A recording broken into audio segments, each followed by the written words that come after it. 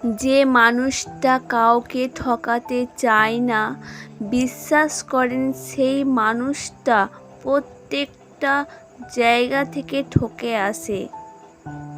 আমাদের সম্পর্কটা এমন পর্যায়ে আসবে কোনো দিন ভাবিনি, যেখানে কম কথা, রাগ, অভিমান এবং ভুল বোঝাবুঝি বেশি।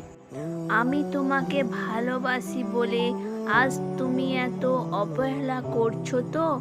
যেদিন থাকবো না সেদিন বুঝবে আমি তোমাকে কতটা ভালোবাসতাম। আমাকে নিয়ে খেলাটা বেশ ভালোই খেললে তুমি।